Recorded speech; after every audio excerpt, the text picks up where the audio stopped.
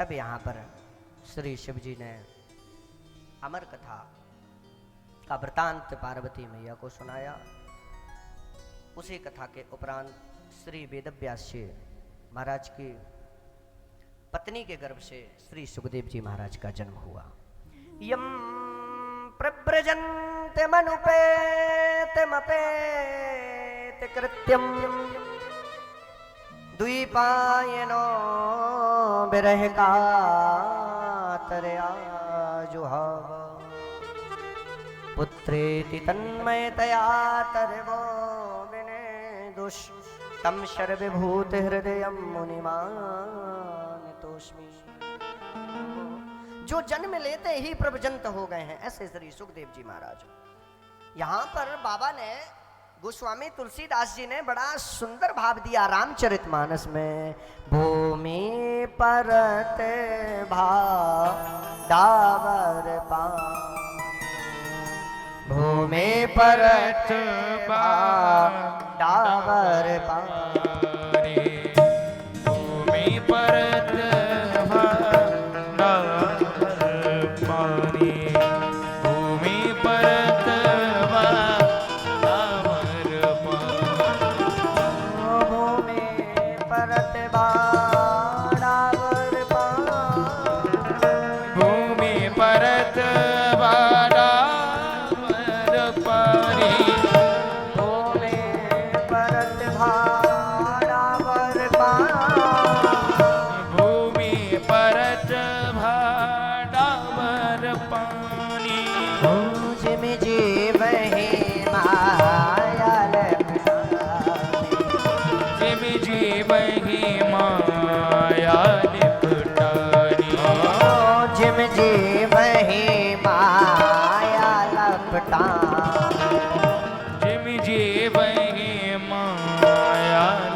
जैसे निर्मल जल की धारा धरती का स्पर्श करते ही मलिन हो जाती है, इसी प्रकार से जब जीव जन्म लेता है तो इस संसार सागर की मोह माया में वो बंध जाता है।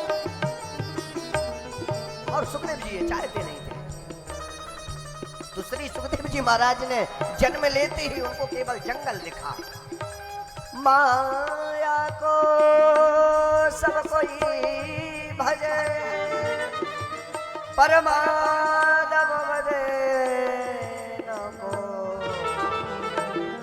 जो कदापि माधव भजे तो माया चेरी हो।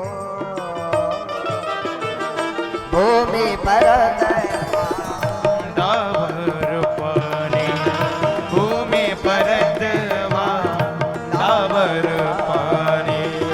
जिम जी महिमा जिम जी महिमा याल पुराने याल पुराने याल पुराने।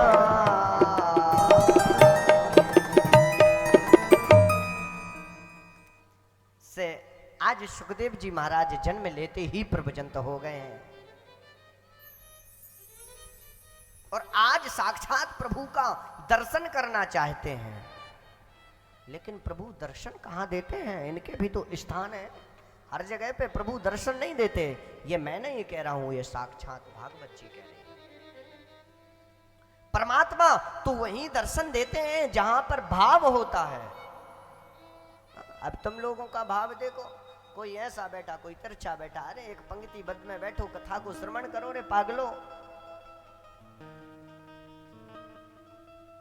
ये भागवत कोई लड़ैया लुखरिया की कथा नहीं है। ये यज्ञ अनुष्ठान हर कोई नहीं करा सकता। मैं आपको 1000 बार बता चुका हूं कि ये महायज्ञ चल रहा है। अरे इसमें जितना लाभ ले सको ले लो, नहीं तो ऐसा अवसर नहीं मिलेगा अब तुम्हें। केवल भाव के अंदर ही भगवान है और जहां साक्षात दर्शन देते हैं। अभी मैंने कल आपको एक बात बताई थी, कितने लोगों ने सुनी थी? हाथ खड़े करना। वो हनुमान जी की कथा। और कितने लोगों ने नहीं सुनी? हाथ खड़े करना। वही लोग हाथ खड़े करेंगे जितने लोगों ने नहीं सुनी है। काफी लोगों ने नहीं सुनी यार। मैं आपसे एक बात बताऊं, भगवान भाव के अंदर है। अब कहां किसका भाव निपुण हो जाए वहीं पर ठाकुर जी आ जाएंगे। मैं आपसे एक बात बताऊं, एक बार एक भक्त था, आचार्य जी के पास में गया, ये बैठे हैं, कहा महाराज कोई ऐसे भगवान का पूजन बताओ जिससे मैं करोड़पति हो जाऊं। महाराज जी ने बता दिया, जाओ भैया गणेश जी का पूजन करना, करोड़पति हो जाओगे। जाके एक गणेश जी की प्रतिमा को ले आया, गणेश जी की मूर्ति को ले आया और मूर्ति को ला करके उसने रख लिया और मूर्ति की वो पूजा करने लगा। उसके कोई भाव नहीं था, वो तो केवल कर्तव्य कर रहा था कि मैं बड़ा आदमी हो जाऊं, करोड़पति हो जाऊं, केवल उसका यही भाव था। उसका ये भाव नहीं था कि ये ठाकुर जी हैं, ये परमात्मा है, अरे भाव का भूखा बैठा है ठाकुर, और कुछ नहीं चाहिए, तुम्हारी रबड़ी, तुम्हारा मीठा, तुम्हारी पेड़ा, तुम्हारी बर्फी तुम्हीं को पूजे, उनको कुछ नहीं चाहिए, केवल भाव दे दो हमारे ठाकुर को, ठाकुर तुम्हारे सामने खड़ो हो जाओ।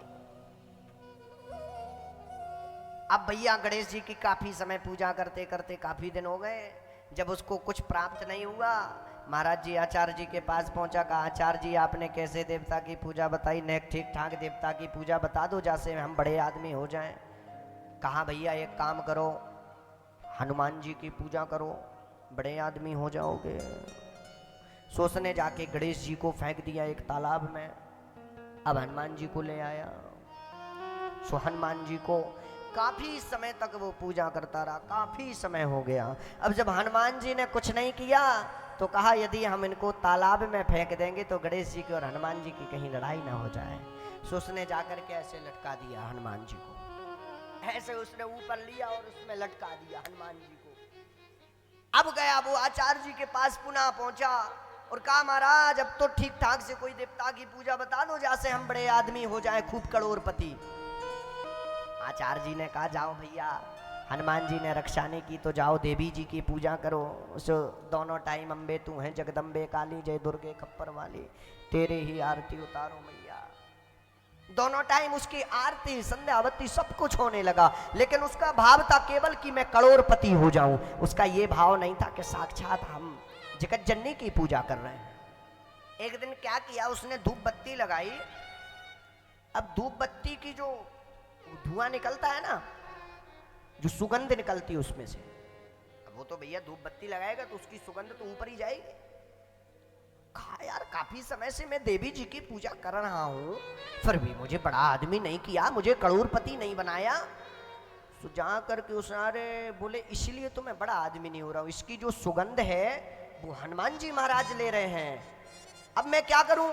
सो जाके हनुमान जी के नाक में जाकर के उसने रुई लगा दी, और जैसे ही हनुमान जी महाराज के नाक में रुई लगाई सो हमारे हनुमान जी महाराज प्रकट हो गए और बोले भक्त मांगो तुम्हें वरदान क्या चाहिए। अरे बोले महाराज वरदान की क्या बात, मैंने इतनी बड़ी गलती कर दी, अब कभी नहीं करूंगा। अरे बोले बेटा तुम आज तक केवल ये समझते थे कि ये पीतल की मूर्ति है, आज तुम्हें पता चला कि हनुमान जी हैं और ऊपर बैठे हुए हैं। आज तुझे पता चला कि भगवान यहाँ पर है, इसलिए हमारा देवता तो केवल भाव का भूखा है। न जाने कौन से गुण पर दया निधि रिझ जाते हैं, न जाने कौन से गुण पर दया रिझ जाते हैं, न जाने कौन से गुण पर दया निधि रिझ जाते हैं।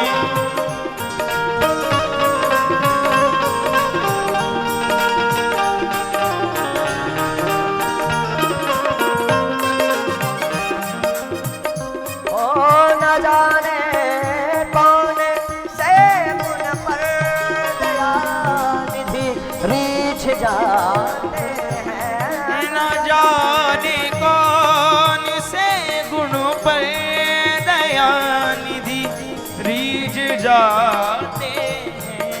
यही हरि भक्ति कहते हैं, यही हरि भक्त कहते हैं, यही सदी ग्रंथ गाते हैं।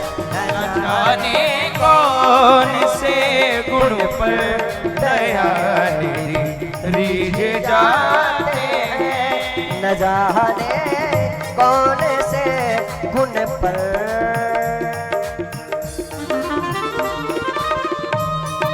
एक बार पीछे वाले में दोनों हाथ उठा के कहेंगे हरि बोल।